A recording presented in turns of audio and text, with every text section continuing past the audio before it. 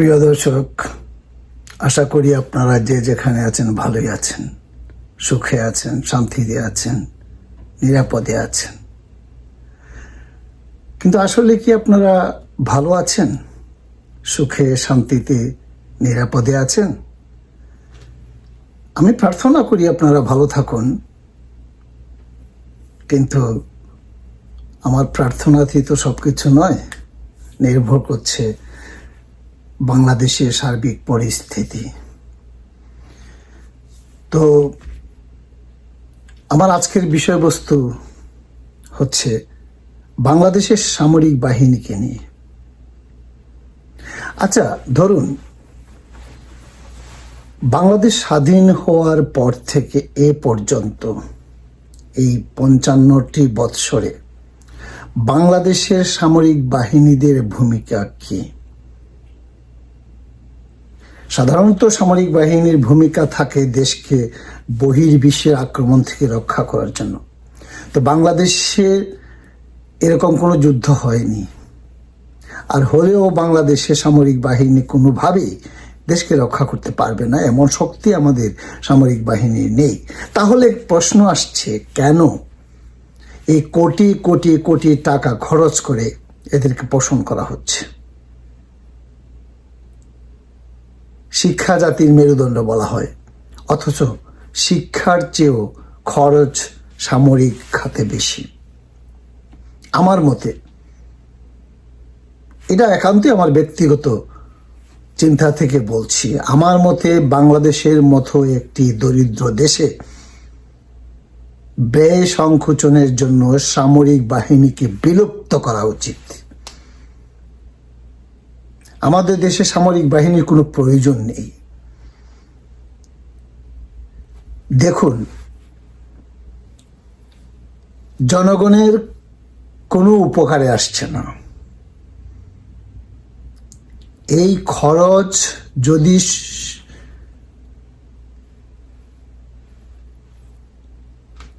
কম করা হতো, তাহলে সেই সম্পদটুকু জনগণের মধ্যে বিলিয়ে দেওয়া যেত, অথবা জনগণের উন্নয়নের জন্য অন্যান্য খাতে ব্যয় করা যেত, শিক্ষা খাতে ব্যয় করা যেত,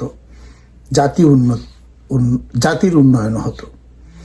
কিন্তু আমরা সেটাকে অপব্যয় করছি। প্রকারান্তরে তারা কি করছে? বাংলাদেশের ইতিহাস যদি আপনারা ঘাটেন, তাহলে দেখবেন সেই 1975 থেকে বঙ্গবন্ধুকে সপরিবারে হত্যা থেকে শুরু করে এ পর্যন্ত 2024 সাল পর্যন্ত যত রাজনৈতিক পরিবর্তন এসেছে, যত রাজনৈতিক ক্ষমতাসীন ব্যক্তির মৃত্যু হয়েছে, তার পিছনে রয়েছে সামরিক বাহিনীর হাত। তাহলে 75-এ বঙ্গবন্ধুকে হত্যা,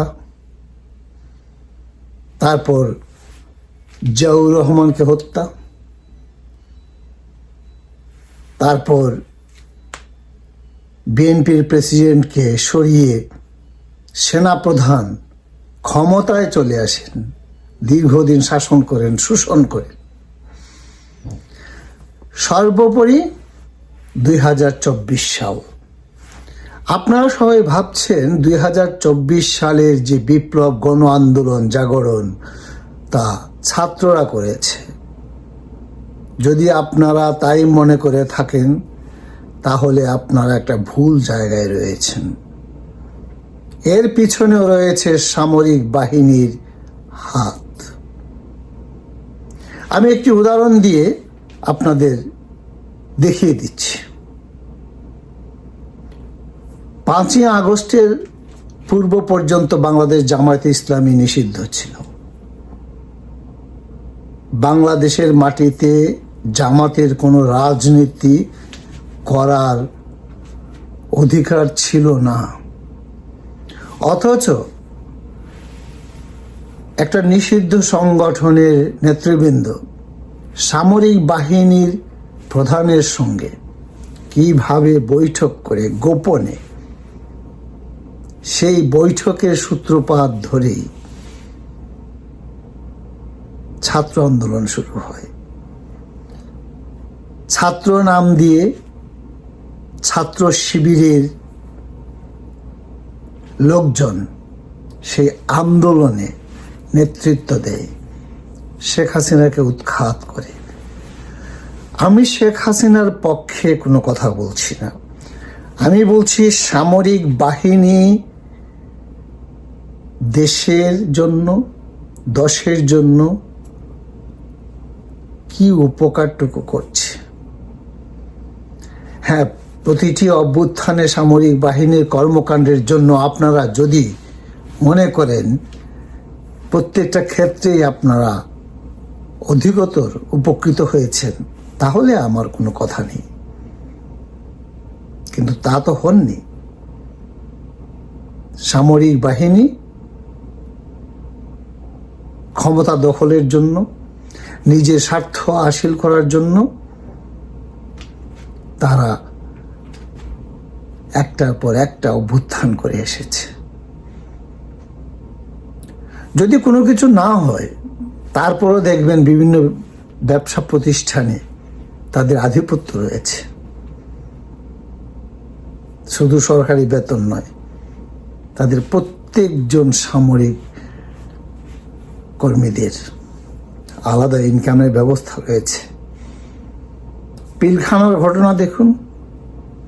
কাজে সামরিক বাহিনী আমি মনে করি বাংলাদেশে থাকার কোনো প্রয়োজন নেই। তাদেরকে কি করে বিলুপ্ত করা যায়, তার জন্য আমার পরামর্শ হচ্ছে সেই বাহিনীকে পুলিশ এবং বিডিআর বাহিনীর মধ্যে নিয়োগ দেওয়া যেতে পারে পর্যায়ক্রমে।